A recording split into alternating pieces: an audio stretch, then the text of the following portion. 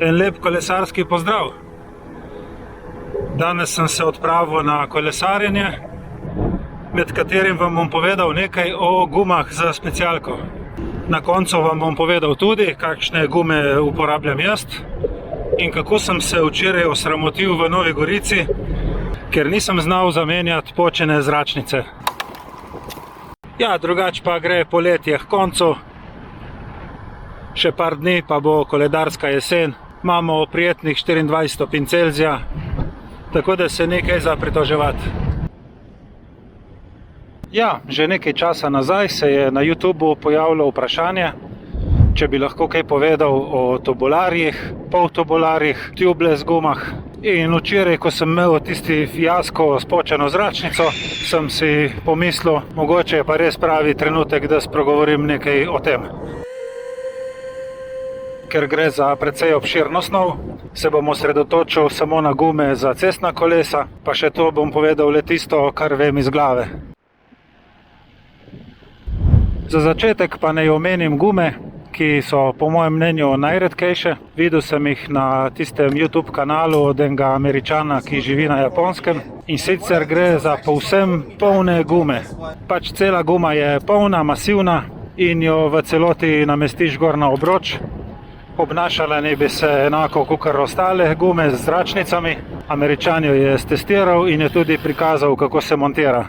Te gume naj bi bile po vseh parametrih, se pravi po teži, po vzdržljivosti, nekako primerljive z ostalimi gumami. Meni osebno pa se je zdela precej nerodna montaža, zato ker je potrebno okrog in okrog obroča skozi gumo napeljati take kovinske zatiče, zato da guma med vožnjo ne bi zdrsnila z obroča. Ja, potem bi lahko omenil tubularje, gre za angleško besedo tubular oziroma cevast sistem. Gre za gumijasto cev, pri kateri je zračnica všita v samo notranjost. Pri namestitvi tubularjev na obroč je potrebno gumo zalepiti na obod, zato da med vožnjo slučajno ne bi zdrsnila z obroča. Tubularje je možno zelo močno napolniti z zrakom, tudi tja do 15 barov. Primerni pa so za profesionalce in visoko zahtevne rekreativce. Tubularji so izredno močni, trdni, tako da je predrtje zelo redko. Sem pa bral, da se je možno tudi s praznim tubularjem za silo voziti, pa me res zanima, če je kdo probal, da mi napiše, kako to zgleda. Je pa v primeru prazne gume menjava na terenu bistveno težja in bolj nerodna, če ne celo nemogoča. Profesionalci imajo to ugodnost, da imajo s sabo spremljevalno ekipo in mehanika. Za navadnega rekreativca je pa vse skupaj bistveno bolj problematično.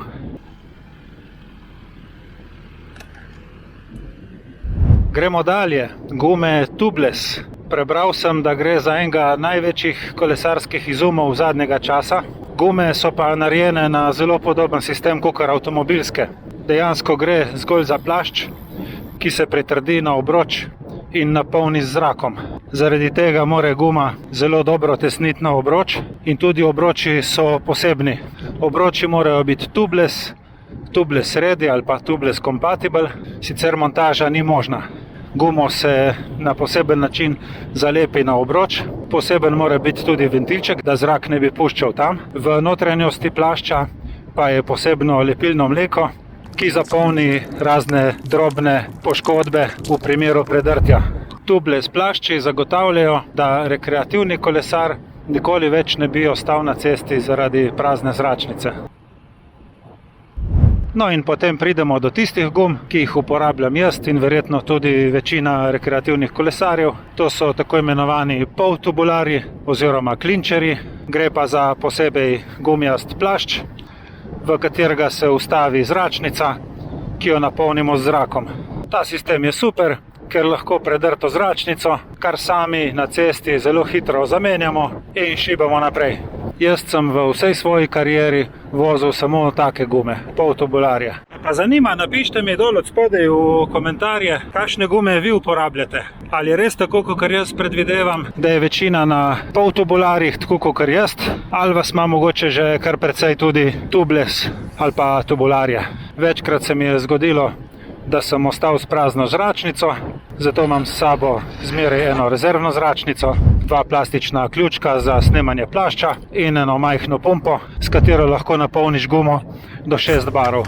Prej, ko sem še vozil v Scotta, sem imel gume Schwalbe in pa Continental. Zdaj na Fujiju sem pa dobil Vittoria Zafiro Pro, ampak sem po 4000 km zadnjo gumo že menjal, tako da imam od zadaj znamko Kenda, model Valkyra Pro. Sprednja guma je tajska, zračnico se polni med 5 in 7 bari, zadnja Kenda je pa tajvanska in se polni do 125 PSI. Če na gumi ni napisan pritisk v barih, bo zagotovo napisan v PSI. 100 PSI je 6,8 barov, tako da si potem lahko ustrezno preračunate, se pravi 125 PSI je približno 8 barov. Na Kendi lahko tudi vidimo oznako 120 TPI, to pa pomeni threads per inch, oziroma koliko nitk je prepletenih na kvadratnem inču. Višja, ko je ta številka, boljši kotalni upor ima guma. Dobre gume imajo tudi več kot 300 TPI.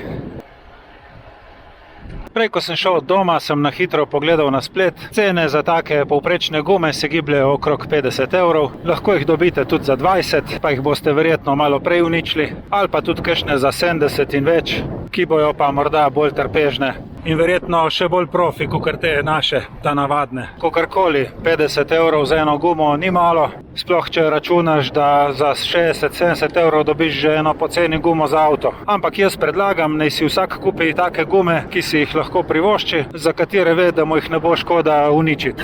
Pa še to, jaz vam ne mislim plozati, kakšne gume morate kupiti vi, bi vam pa svetoval, da preberete pri strani tiste številke in da jih napumpate tako, kot piše tam. Jaz se vozim pretežno po asfaltu in pri mojem načinu vožnje in pri mojih kilah zamenjam zadnjo gumo na 4000 km.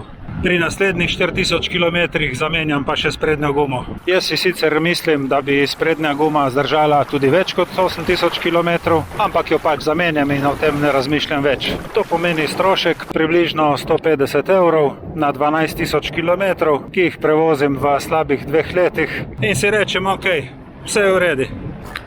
Zračnice pa so tam nekje od 5 do 7 evrov, kar je komaj vredno omembe. No in kot rečeno, včeraj na koncu kolesarjenja, približno 4 km od doma, se mi je spraznila zadnja zračnica. Ne prav do konca, ampak tako, da je bila fajn mehka. Guma je bila tako mehka, da me je na enem ovinku prav fajn spodneslo in ni bila več primerna za vožnjo. Ampak 4 km do doma se nisem odločil za menjavo in sem jo samo na hitro napolnil s tisto mojo pumpico.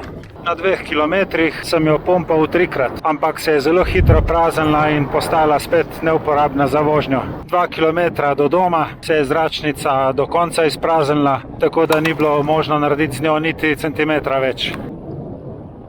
Ostale so mi 3 možnosti, da grem peš 2 km do doma, da pokličem asistenco, ali pa da zamenjam zračnico kar tam, sred Nove Gorice. In sem se odločil za menjavo. Škoda, ker nisem imel s sabo kamere, ker me je pred časom na YouTubeu eden prosil, kako poteka menjava zračnice, še posebej pri disk zavorah.